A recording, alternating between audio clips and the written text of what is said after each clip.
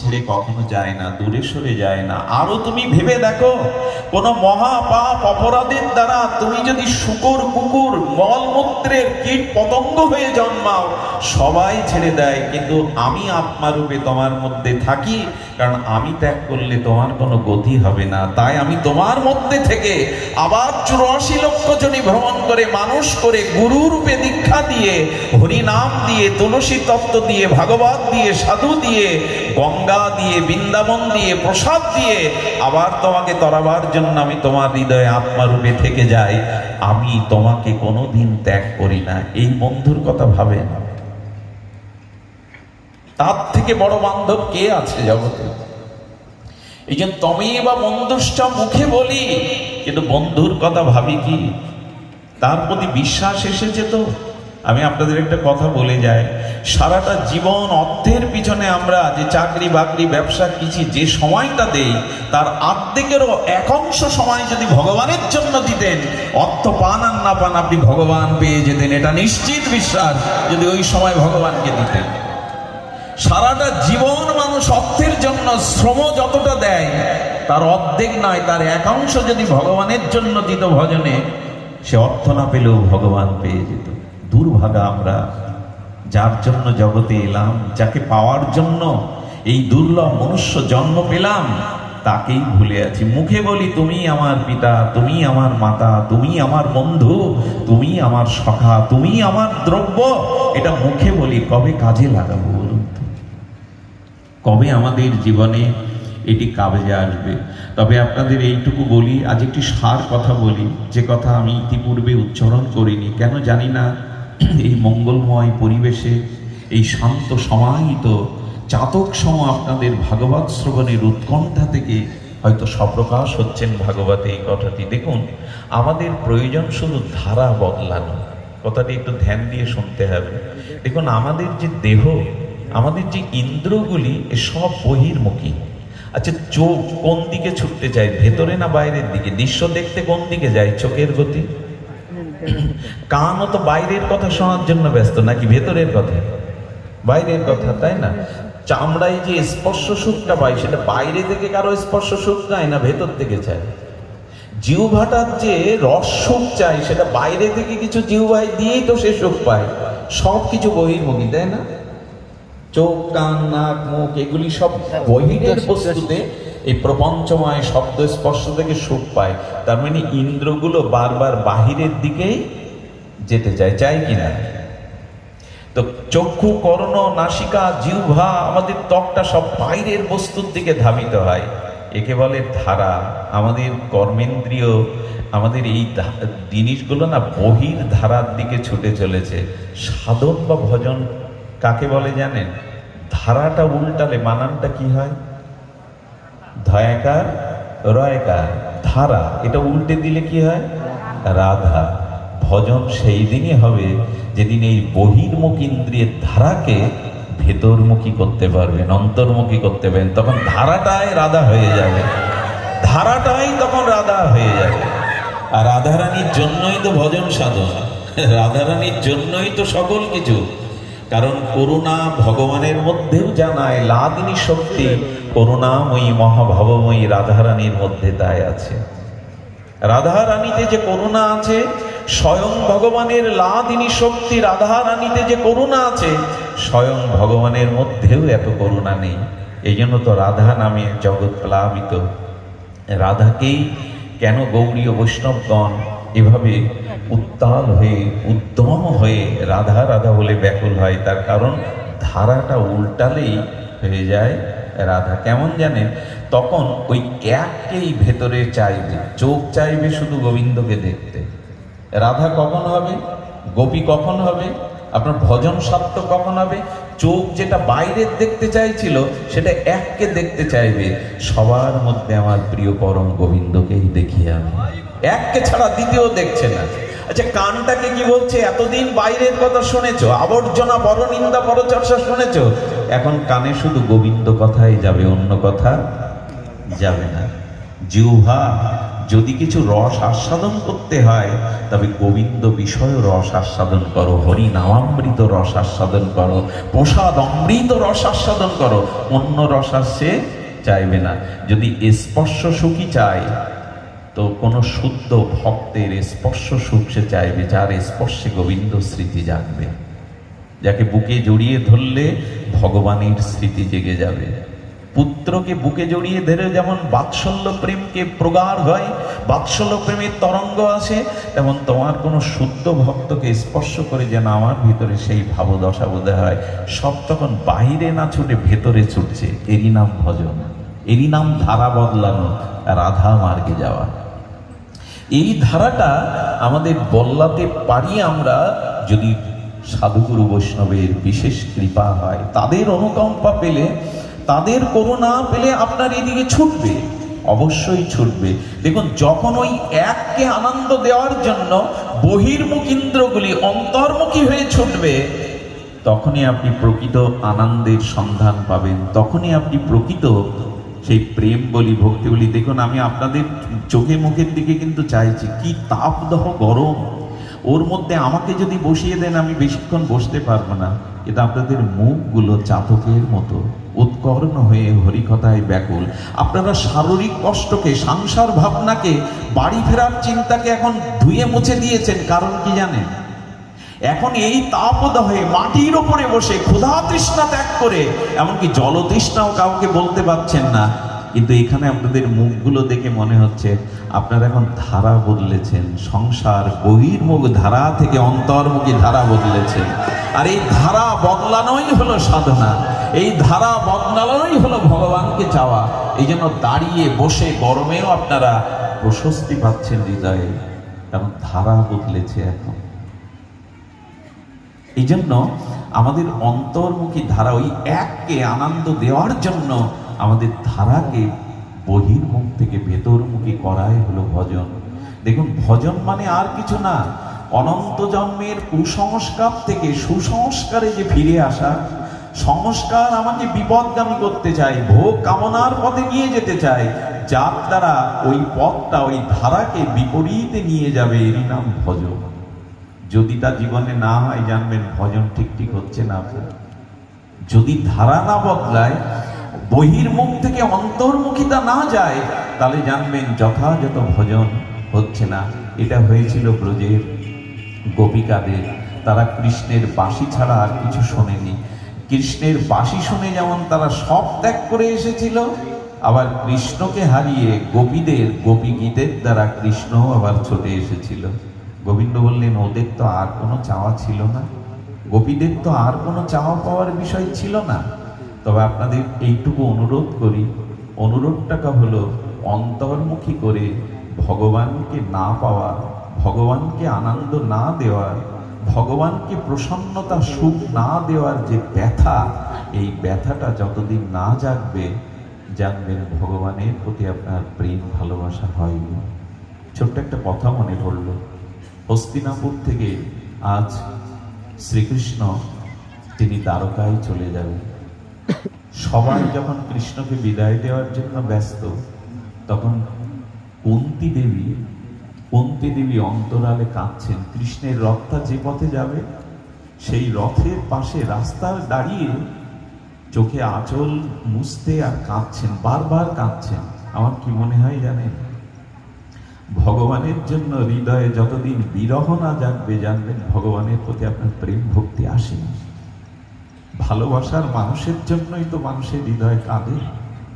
কুন্তী দেবী কাউকে জানতে না দিয়ে উনি রাস্তার এক ধারে বসে ফুপিয়ে ফুপিয়ে কাঁদছেন। ভগবানের জন্য যে এই বিরহটা, কত কাঁদলাম বলুন তো। রোগ শোক, সন্তান আদি, পুত্র কন্যা, কুটুম্বের জন্য অর্থের লস হয়ে গেল, ক্ষতি হয়ে গেল, কত কাঁদলাম। ওই ভগবানের জন্য কতবার কেঁদেছি। আমি দাবি করবো যে তোমায় ভালোবাসি। এই জন্য ভগবানের বিরহে যতদিন চোখে অশ্রু না আসছে, তবে লোক দেখানোর জন্য না, আসর মাতানোর জন্য না, কুন্তীর মতো রাস্তার এক ধারে দাঁড়িয়ে যদি গোপনে কাঁদতে পারে, তখন বোঝা যাবে ভালোবাসা এসেছে। এভাবে আসরের মধ্যে কাঁদলে দর্শকদের মনোরঞ্জন হয়, ভালো বক্তা রূপে খ্যাতি হয়। এভাবে না, যদি ঘরে দৌড় দিয়ে গোপনে একান্তে কাঁদতে পারেন ভগবানের জন্য, ওটাই প্রেমের পরিচয়, ওটাই ভগবানের প্রতি ভালোবাসার পরিচয়। কুন্তী দেবী কাঁদছেন, গোবিন্দ কি দেখতে পাবে? কুন্তী দেবী রাস্তার ধারে আধারে পড়ে বৃক্ষের আড়ালে পড়ে কাঁদছেন। এটা একটা জিনিস শুনুন, ভগবানের বিরহে যারা প্রেমশ্রু ফেলে না, সে পথ মারিয়ে ভগবানের যাওয়ার ক্ষমতা নেই। ভগবান ওই পথ উপেক্ষা করে কোনোদিন যেতে পারে না। রথ এসে থেমে গেছে রাস্তার পাশে, কেন গেছে জানেন? ভগবানের জন্য যাদের বিরহে অশ্রুপাত হয়, ওই পথ মারিয়ে যেতে পারে না ভগবান। ভগবানের এরকম ক্ষমতা নাই, উপেক্ষা নাই। রথ থেকে ভগবান নিজে নেমেছেন, আড়ালে ক্রন্দনরত কুন্তী দেবীকে পিসিমা বলে সম্বোধন করে প্রণাম করে বলছেন, পিসিমা, সারাটি জীবন কেঁদেছ, আজ কেন কাঁদছ? উনি বললেন, অন্তর বাহিরে পরম পুরুষ তুমি, তুমি সর্বকারণের কারণ, অন্তরং বাহিরং পরমং পুরুষং তুমি। আমি জানি তুমি পরম পুরুষ। হে কৃষ্ণ, আমি জানি তুমি অনাদিরাদি, আমি জানি তুমি সমস্ত জীবের নিয়ন্তা। তবু আমার প্রতি, আমার সন্তানদের প্রতি তোমার কত কৃপা। বিশ্ব স্রষ্টা স্বয়ং ভগবান হয়েও তুমি আমার অর্জুনের রথের সারথি হয়েছে। তুমি ঘোড়াকে জল খাওয়াতে, অর্জুনের জায়গাটা মুছে দিতে। তুমি স্বয়ং ভগবান হয়েও পাণ্ডবদের সাথে আহার করেছে, স্নান করেছে, একই সাথে খেয়েছ।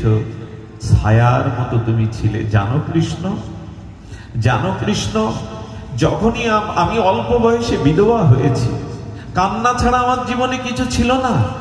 এই 5টা পুত্রকে নিয়ে আমি পথে ভিক্ষাও করেছি, বনবাসেও গেছি, ওদের বিষ খাইয়ে মারতে গেছে, যদুগৃহে পুড়িয়ে মারতে গেছি, কিন্তু সর্ব বিপদে তুমি ওদের পাশে থেকেছ ছায়ার মতো। পিসিমা, পিসিমা, একথা কেন বলছো? আমি জানি তুমি অন্তর বাহিরে পরম পুরুষ, তবু তুমি ছায়ার মতো, সাধারণ সারথীর মতো, ড্রাইভারের মতো তুমি আমাদের ছায়াতে থেকেছ। কুন্তী দেবীর চোখের জল মুছিয়ে কৃষ্ণ বললেন, পিসিমা, সারাটি জীবন দুঃখ কষ্ট অশ্রু ফেলেছ, তোমাকে আমি কিছু দিতে পারিনি, কারণ তুমি কিছু চাওনি। আজ আমার কাছে কিছু চাও। কি চাইলো জানেন? পৃথিবীতে এরকম চাওয়া খুব বিরল।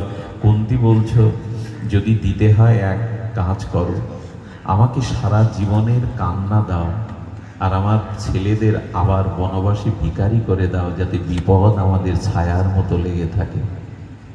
কৃষ্ণ চোখে তখন জল এসে গেছে। পিসিমা, সারাটি জীবন কেঁদেছ, পুত্রবধূর অপমান দেখেছ, রাজসভায় দ্রৌপদীর বস্ত্রহরণ, ছেলেদের এই দুঃখ কষ্ট, খুদ খেয়েছে তারা জঙ্গলে ভিক্ষা করে। তুমি আবারও কান্নার বধ চাইছো, বিপদের বধ চাইছো। তুমি 1000বার চাইলে আমি তোমাকে আর চোখের জল আর বিপদ এ দেব না। কুন্তী বলছেন, বিপদ দেবে না কেন? কারণ বিপদ পেলেই তো তোমার কথা মনে পড়ে, বিপদ এলেই তো তোমার কথা মনে পড়ে। যখনই কোনো সংকট আছে, বিপদ আছে, সেটাই আমার কাছে সম্পদ হয়ে যায়। কারণ যে বিপদে তোমার কথা স্মরণ হয়, সেটাই আমার কাছে সম্পদ। আর যে সম্পদ পেলে তোমাকে ভুলে যেতে হয়, সেটাই আমার কাছে বিপদ।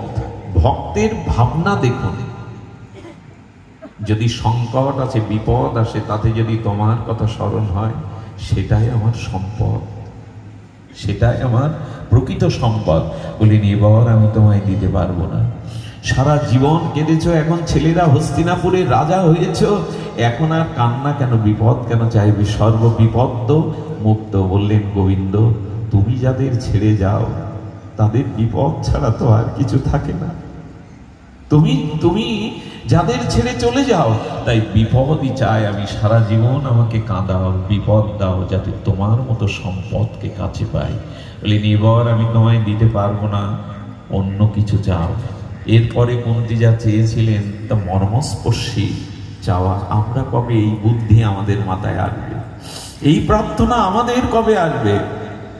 কুন্তী দেবী বললেন, তবে এই দাও, এই সংসারে কারো প্রতি যেন আমার মমতা না থাকে, সেই মমতাগুলো নিগড়ে যেন আমি তোমার প্রতি দিতে পারি। সংসারে কোনো বস্তুর প্রতি যেন আমার মমতা না থাকে, সমস্ত মমতা যেন আমি তোমাকে দিতে পারি।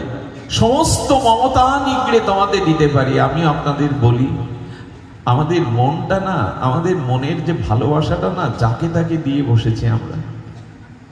এটা বন্ধক দেওয়ার মতো। কোনো বস্তু যদি কারো কাছে বন্ধক রাখেন, প্রয়োজনে সেটা পাওয়া যায় না, সেটা আপনাকে যখন তখন দেওয়া যায় না। গোবিন্দ বললেন, মনের ভালোবাসাটা তো যাকে তাকে দিয়েছ, বন্ধক দিয়েছ, ওটা ছাড়িয়ে আমাকে দাও। ওই যেখানে মনটা বন্ধক দিয়েছ, ভালোবাসা যাকে যাকে দিয়েছ, ওটা ছাড়িয়ে আমাকে দাও। কারণ ভালোবাসার মূল্য আমি ছাড়া কেউ দেয় না জগতে। এই জগতে যাকে ভালোবাসবে সেখান থেকে একটা আঘাত আসবে তোমার। এই জগতের ভালোবাসাটার মধ্যে স্বার্থ আছে, নিজের সুখের বাসনা আছে। কেউ স্বার্থ ত্যাগ করে নিজ সুখ জলাঞ্জলি দিয়ে ভালোবাসতে চায় না। এই জন্য ভালোবাসাকে আমরা বারবার কলঙ্কিত করেছি। সংসারে নিজ স্বার্থ, নিজ সুখের চিন্তায় বারবার ভালোবাসাকে আমরা কলঙ্কিত করি। এই জগতের ভালোবাসা বড় ছলনাময়, জানেন। স্বামী স্ত্রী সংসারে আবেগে ভালোবেসে কিছুদিন কাটালো, যদি স্ত্রী বিয়োগ হয় না, মারা যায়, তো স্ত্রীর চিতাতে তার জীবন, তার ওই লাশ উঠতে দেখে না, স্বামীর পুরনো স্মৃতি মনে পড়ে।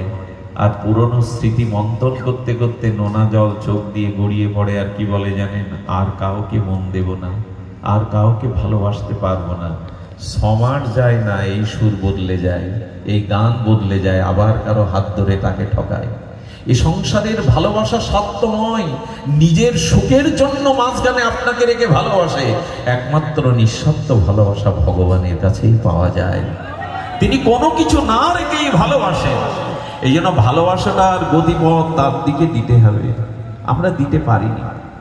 এই জন্য আজ আসুন আমরা কৃষ্ণদাস একটি ভক্তের চরিত্র শ্রবণ করেই পাঠ বিশ্রাম করি। গভীর রাত হয়ে যাচ্ছে, আপনারাও দূর দূরান্ত থেকে এসেছেন। ভালোবাসার লক্ষণ কি জানেন?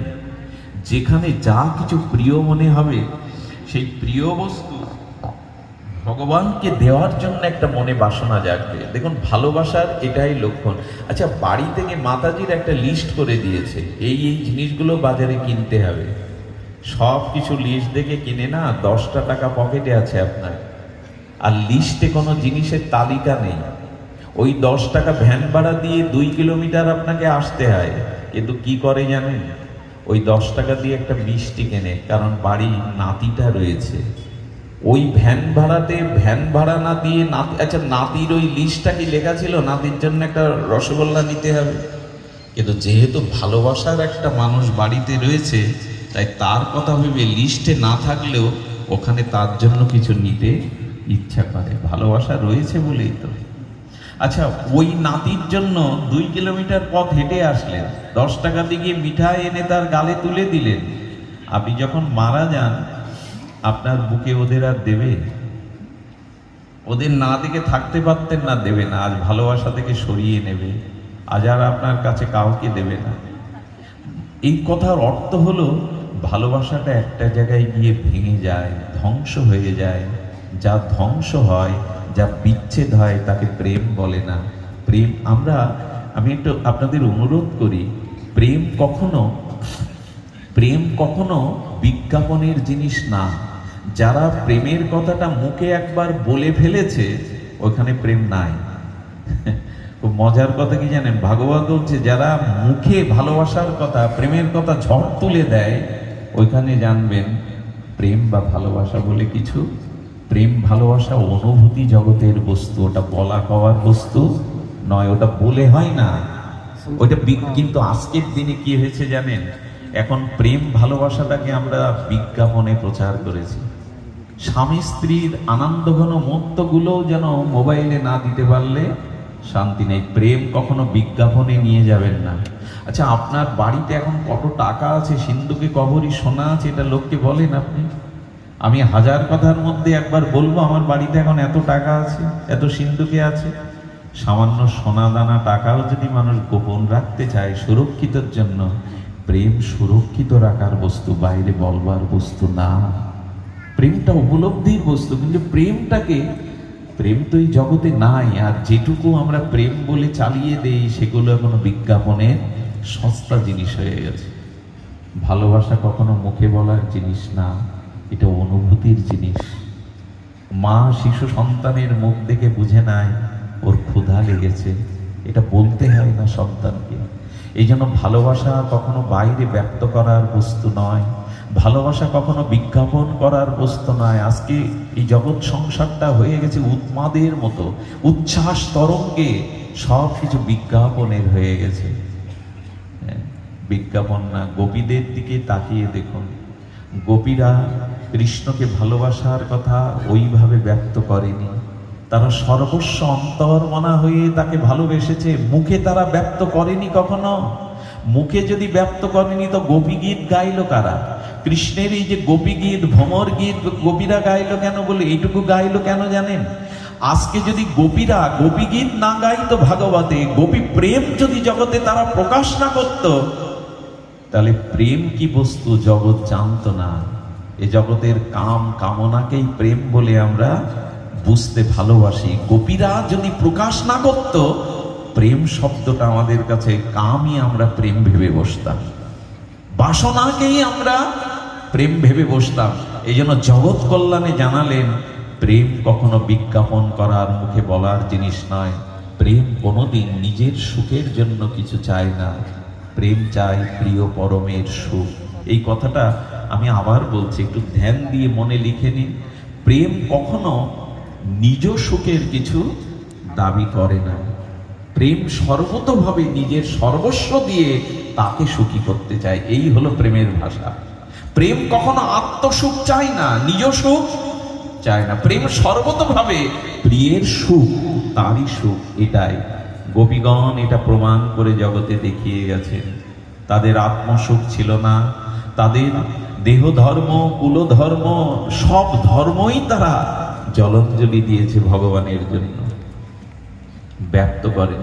রাধারানীকে ললিতা সখী একদিন বলছে, ললিতা সখী বলছে, ধ্যান দিয়ে শুনুন রাধে, দশম দশায় মুষ্টিত হয়ে পড়ে যাস, তোর নাসিকায় তুলা ধরলে নিঃশ্বাস ক্রিয়া থাকে না, এভাবে কবে প্রাণ দশম দশায় চলে যাবে? ভেতরে এত ব্যথা না লুকিয়ে আমাদের সাথে বল না। প্রিয়জনের সাথে মনের বেদনা খুলে বললে মনটা হালকা হয়। রাধারানী যেই একথা শুনেছেন, ললিতার মুখে করপল্লব দিয়ে আচ্ছাদন দিয়ে বললেন, এ কথা কখনো জানতে চাইবি না। শুনে রাখ ললিতা, যদি আমার কৃষ্ণ বিরহের যে ভেতরে বিরহ বিরাজ করছে, সে যদি নিঃশ্বাস দিয়ে বাক্য দিয়ে সেই বিরহ বাইরে প্রকাশ হয়, অনন্ত ব্রহ্মাণ্ড পুড়ে ছাই হয়ে যাবে। একথা মেনে নিতে পারবো তো আমরা? আমার বিরহের কথা যদি আমি বাইরে প্রকাশ করি, রাধারানী এত ধীর বললেন, প্রকাশ করলে একবার হয়েছিল রাজপঞ্চ অধ্যায় বৃন্দাবনে পাঠ হচ্ছে, বৃক্ষগুলিও যেন কাঁদছে, কৃষ্ণ বিরহে, গোপী বিরহে বৃক্ষগুলিও যেন কাঁদছে। আর যে বাবাজি পাঠ করছেন তার চোখে জল নাই। একজন দূর থেকে ভাবছে, বাহ, আমরা কেঁদে মরছি আর যিনি পাঠ করছেন তার চোখে গোপী বিরহে, কৃষ্ণ বিরহে জল নাই। যেই ভেবেছে, ওই বাবাজি একটা নিঃশ্বাস ফেললেন। সেই নিঃশ্বাস কি হলো জানেন? গাছ থেকে একটা সবুজ পাতা পড়ছিল, 3 হাত দূরে তপ করে আগুন লেগে পাতাটা পুড়ে গেল। যার মনে এসেছিল পাঠকের চোখে জল নেই কেন, বুঝতে পারলো তার বিরহটা সে ধীর বা চেপে দিয়েছে বুকে। অনেকেই চোখে কাঁদে না, কিন্তু ভেতরে কাঁদে, সেটা বাইরে প্রকাশ করে না। এই কান্নাটা আরো ভয়ানক। বাইরে কাঁদলে তো বুক হালকা হয়ে যায়। যারা কান্নাটা রক্তের মতো জমাট বাঁধতে রাখতে পারে, এরা যদি কোনোদিন নিঃশ্বাসের সহিত বিরহ প্রকাশ করে, পুড়ে যাবে চারিদিকে। গোপীরা এই জন্য কৃষ্ণ বিরহকে বুকে লালন করে রাখত। আবারও বলছি, প্রেম কখনো বিজ্ঞাপনের জিনিস নয়। প্রেম কখনো, আমার কি মনে হয় জানেন, কিছু মনে করবেন না, জাগতিক কথা এই আসলে বলা উচিত না। আজকাল ভালোবাসা দিবস নামে একটা দিবস, এখান থেকে 10-20 বছর পরে দেখবেন কতটা নোংরামি এই দিবসে আশ্রয় দেয়া হবে, কতটা নোংরামিকে আশ্রয় দেয়া হবে। এভাবে আমাদের শাস্ত্র বলেনি। আমাদের শাস্ত্র ভালোবাসা বিজ্ঞাপনের জিনিস নয়, ভালোবাসা কখনো ব্যক্ত করার জিনিস নয়। কারণ ব্যক্ত তখনই হয় যখনই তার জন্য সর্বস্ব আপনি দিতে রাজি না থাকেন, তার কাছ থেকেই আপনি আপনার সুখ নেওয়ার জন্য ব্যস্ত থাকেন, তখনই বিনিময় হয়।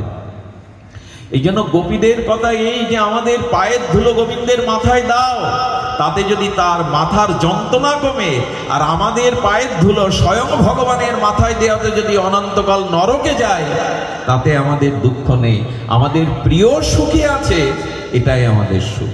একথা আর কে বলেছে জগতে?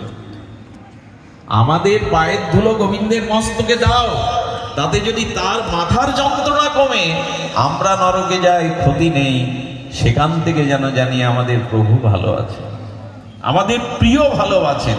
এটাই তো ভালোবাসা। সব শেষে আপনাদের বলি, এই ভালোবাসা ভগবানের প্রতি এসেছে, এটা বোঝবার উপায় সর্ব অবস্থাতেই যদি তাকে আনন্দ দেওয়ার ব্যবস্থা থাকে। চলুন কৃষ্ণদাস চরিত্রটা বলেই আমরা পাঠ বিশ্রাম রাখছি। কৃষ্ণদাসের চরিত্র হলেন, ইনি ছিলেন আমাদের বল্লভাচার্যের সন্তান। বৃন্দাবনে এখনো মন্দিরের কি পরম্পরা জানেন? যারা বাবাজি হয় তাদের উত্তরসূরি বড় পুত্র বা সন্তানরাই উত্তরাধিকারী হয়, যারা গৃহী বাবাজি। তো ওখানে কি হয়েছে, বল্লভাচার্যের সন্তান কৃষ্ণদাস, এই কৃষ্ণদাস আগ্রাতে এসেছেন। আগ্রা আপনারা জানেন আমাদের যে বৃন্দাবনের পাশেই আগ্রা, আগ্রাতে জিলিপি খুব বিখ্যাত। আর সেই জিলিপি যিনি ভাবছেন, সেই জিলিপির মৌ মৌ মিষ্টি গন্ধে যেন পুরো গলিটা ভরে গেছে। সঙ্গে সঙ্গে কৃষ্ণদাস জিলিপির গন্ধে মনে করছেন, আরে আমি যদি শ্রীনাথজিকে, মানে গোবিন্দের প্রকট বিগ্রহের নাম শ্রীনাথজি বৃন্দাবনে, গোবর্ধনে, গিরিরাজ গোবর্ধনে, বলে এই জিলিপি যদি আমি একটু শ্রীনাথকে দিতে পারতাম। কিন্তু এই জিলিপি তো তাকে দেওয়া যাবে না, ওটা মন্দিরে তৈরি করা। আমি আছি এখানে, জিলিপি জিলিপি জিলিপি মনে মনে বারবার চিন্তা করে কি করেছে জানেন? এক গাছতলায় বসেছে নদীর ধারে, বড়ে মনে মনে না, মনে মনে উনি ধ্যানে বসে গেছেন। মানুষে নিজে নিজে জিলিপি তৈরি করলেন, রসে ডোবালেন, শ্রীনাথজিকে সোনার থালায় দিয়ে কাঁদছে আর বলছে, শ্রীনাথজি মন খুব চেয়েছে তোমাকে জিলিপি পাওয়াতে, এইভাবে মনে মনে দেওয়া ছাড়া তো আমি বাইরে দিতে পারছি না, গ্রহণ করো না, তুমি তো অন্তর্যামী, তুমি তো ভক্তের নিবেদন যে কোনো অবস্থাতেই গ্রহণ করতে পারো, করো না তুমি। এইভাবে যখন চোখের জলে জিলিপি সোনার তালে নিবেদন করেছে, কি বলবো আপনাদের, ভক্তমাল চরিত্রে বলছেন। বিট্টলজি গোসাই মন্দিরে ভোগ লাগিয়ে উনি কি করবেন, ভোগ লাগিয়ে কি করেছেন, ভোগ লাগিয়ে মন্দির যখন ভোজন আরতি দিয়ে দুয়ার খুলেছেন, কি বলবো আপনাদের, সেদিন ভোগের থালাগুলো সব চারিপাশে দূরে দূরে সরানো, শুধু সোনার থালায় এক থাল জিলিপি পড়ে আছে, ওর থেকে দু একটা নিয়ে নিয়েছেন শ্রীনাথজি। অবাক হয়ে বিট্টলজি বলছেন, আরে জিলিপি ভোগ তো সোনার থালে আমি তোমায় দেয়নি, কে দিল তোমায় এটা? উনি মনে মনে ভাবলেন, তোমার কোনো প্রিয় ভক্ত হয়তো মনে মনে তোমাকে নিবেদন করে দিয়েছে, আজ তুমি সেটাই পেয়েছো, অন্য প্রসাদ পাওনি। হ্যাঁ, পরে যখন কৃষ্ণদাস ফিরে এসেছে, বিট্টলজি বলছে, জানো আজ একটা অলৌকিক ঘটনা ঘটেছে। আরে শ্রীনাথজি আজকে জিলিপি পেয়েছে সোনার তালে, কে তাকে দিয়েছে? আপনি আমি হলে চিৎকার করে বলতাম আমি দিয়েছিলাম, কিন্তু গুরুদেবের কাছে নিজের ওই যে প্রেম সর্বদা গোপন রাখা হয়, নিজের অভিমান বাড়বে, নিজের বড়ত্ব বাড়বে। গুরুদেবের দিকে তাকিয়ে বলছেন, সে ভক্ত হয়তো ভাগ্যবান যে তার জিনিস শ্রীনাথজি গ্রহণ করেছে। আমরা মনে মনে দেই তো। আপনাদের মনে আছেন শ্রীমান মহাপ্রভুর দ্বিতীয় আবেশ অবতার শ্রীনিবাস ঠাকুর। এই শ্রীনিবাস ঠাকুর তিনি বীরহাম্বির রাজার ওখানে পাঠ করতেন, গ্রন্থ চুরি হয় ওইখান থেকে উদ্ধার হয়, ওখানে পাঠ করতেন। পাঠ করতে করতে উনি 2-3 ঘন্টা লীলাস্মরণে ডুবে যেতেন। খুব ধ্যান দিয়ে শুনুন।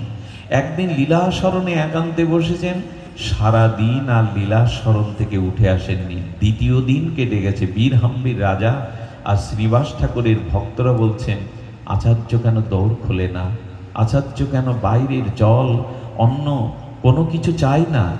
3 দিন পর দরজা খুলে দেখা গেল সেই 3টি দিন ধরে এক জায়গায় এ জগতে নাই। নিঃশ্বাসের সামনে দেখা হলো প্রাণ আছে কিনা, দেখছে দেহের কোনো স্পন্দন নাই। 3টে দিন কি করেছে জানেন? নিত্য লীলাতে আমাদের দেহ দুটি। আচ্ছা, আপনি এখানে বসে আপনার ঘরে চলে যেতে পারেন, যে বাচ্চাটাকে মেয়েটাকে ঘরে রেখে আসছেন, এইখানে বসে ওইখানে গিয়ে ঘরের মধ্যে আসবাবপত্র মেয়েটার মুখ দেখে আপনি আবার ফিরে আসতে পারেন। এই শরীরটা কোন শরীর? আপনি এখানে ওখানে চলে গেল, এটাকে সূক্ষ্ম শরীর বলা হয়, মানস শরীর বলা হয়। শরীর তিনটে, স্থূল শরীর, কারণ শরীর, সূক্ষ্ম শরীর। যেমন ফুলটা এখানে ফুটে আছে, গন্ধটা বাতাসে বহু দূরে আপনার নাসিকায় চলে গেছে, এটা সূক্ষ্ম গন্ধ। এমনি করে শরীর আমাদের তিনটি। উনি এই যে জৈব শরীরকে ত্যাগ করে গুরুদেবের দেওয়া সেই মঞ্জরি স্বরূপে উনি 3 দিন কোথায় হারিয়ে গেছেন জানেন? বৃন্দাবনে যমুনাতে জলকেলি করছিলেন রাধারানী। স্নান করতে গিয়ে রাধারানীর নাকে নথটা পড়ে গেছে, আর উনি রাধারানীর সখী মঞ্জরি রূপে ওই রাধারানীর নথটা খুঁজছেন আজ 3 দিন ধরে। 3 দিন যখন ওনার এইসব কথা, হয়তো অনেকের মনে হবে কাল্পনিক, কাল্পনিক নয়।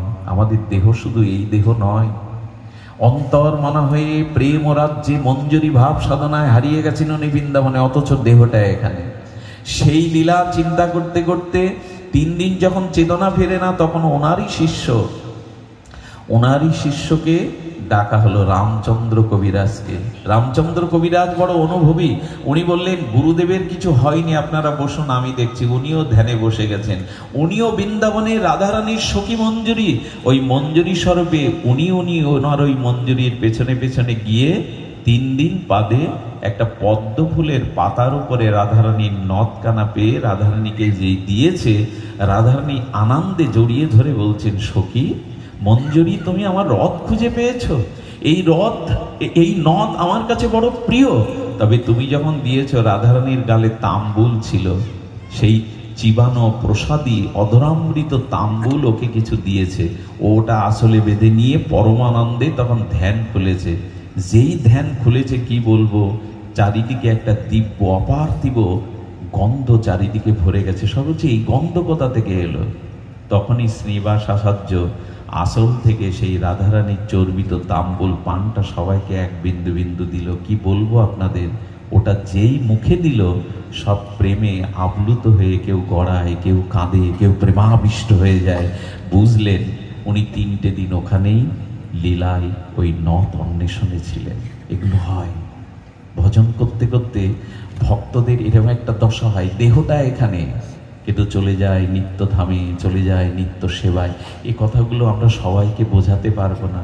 বিশেষ গুরু কৃপা না হলে, বিশেষ ভজন জগতে প্রবেশ না হলে আমরা এটা উপলব্ধি করতে পারবো না। তো তেমনি সোনার থালায় জিলিপি নিয়েছেন। আর একদিন কি ঘটনা ঘটেছে জানেন? আহা, কি অদ্ভুত ঘটনা!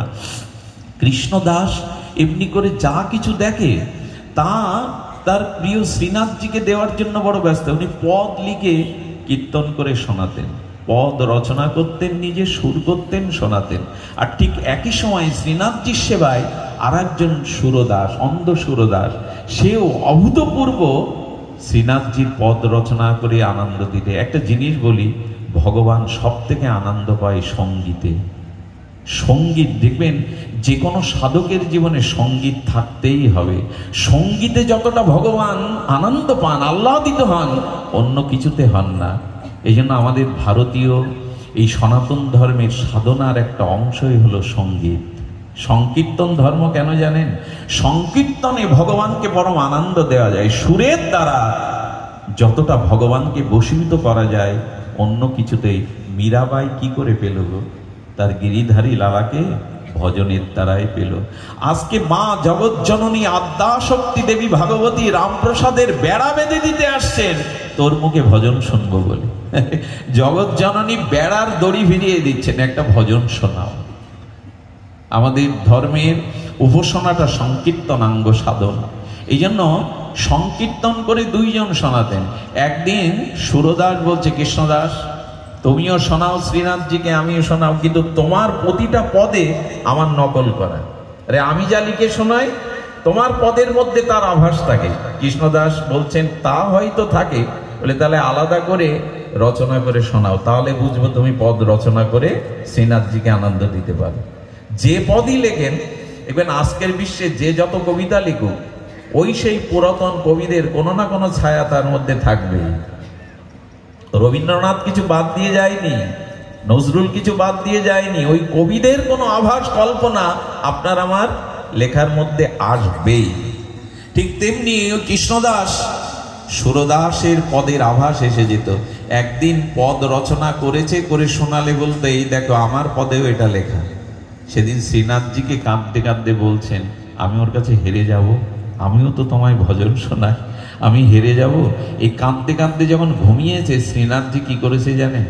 নিজে এসে খাতা কলম বের করে নিজেই একটা পদ রচনা করেছে। ভক্ত কষ্ট পাচ্ছে, ওর নিজের পদের মধ্যে সব পদের ছায়া সুরদাসের, নিজে পদ রচনা করে ঘুম থেকে উঠেই দেখে সামনে খাতা, এ যেন জয়দেবের গীত গোবিন্দ। গোবিন্দ এসে নিজেই জয়দেবের রূপ ধরে লিখে গিয়েছিলেন, সারা খারমণ্ডলাং দেহি পদপল্লবদারং। যেন এই সেই পদ। যখন ওটা পেলেন, প্রমানন্দে উদ্ভাসিত হয়ে আনন্দে শ্রীনাথজি এসে সুরদাসকে বলছে, সুরদাস এই দেখো আজ আমি আমার স্বাতন্ত্র পদ গিয়ে শোনাচ্ছি।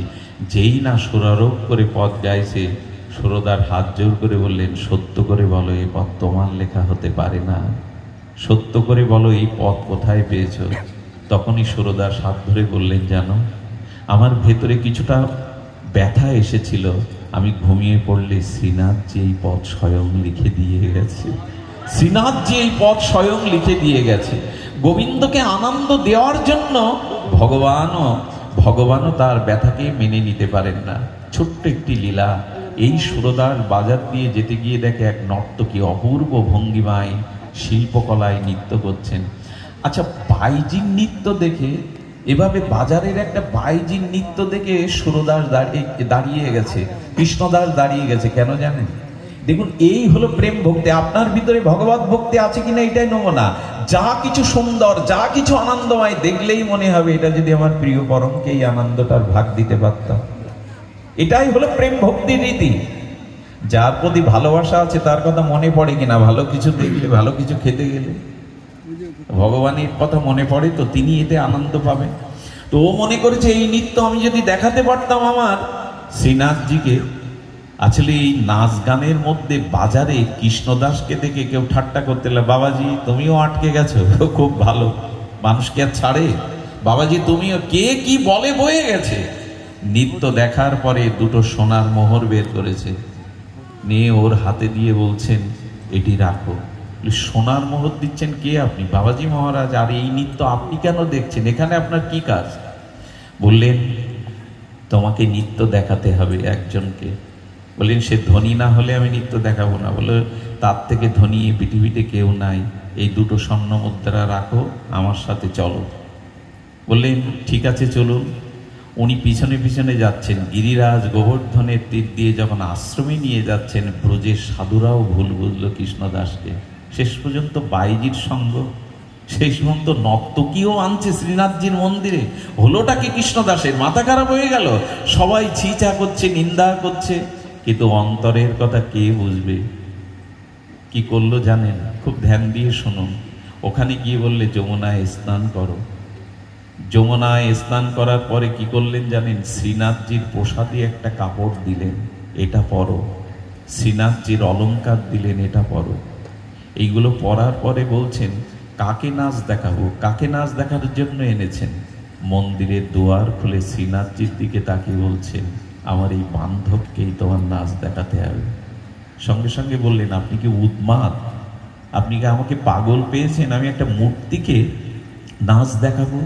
যেই বলেছেন মূর্তিকে নাচ দেখাবো, বললেন, তোমার অনন্ত কোটি জন্মের সৌভাগ্য, আজকে যার বস্ত্র পরেছো, যার অলংকার পরেছো, এটা দেব দেবীরাও সহজে পায় না। কাকে নৃত্য দেখিয়েছো? হাত পা বেঁকিয়ে কাকে আনন্দ দিয়েছো? একে যদি আনন্দ দিতে পারো, তোমার আনন্দ আর কোনোদিন কম পড়বে না। যেই বলেছে শ্রীনাথজির মুখের দিকে যেই হাসি দেখেছে, সঙ্গে সঙ্গে বললেন, হ্যাঁ, ওনার মুখবদন বলছেন আমার নৃত্য উনি দেখতে চান। আচ্ছা, একটা বাজারে নর্তকী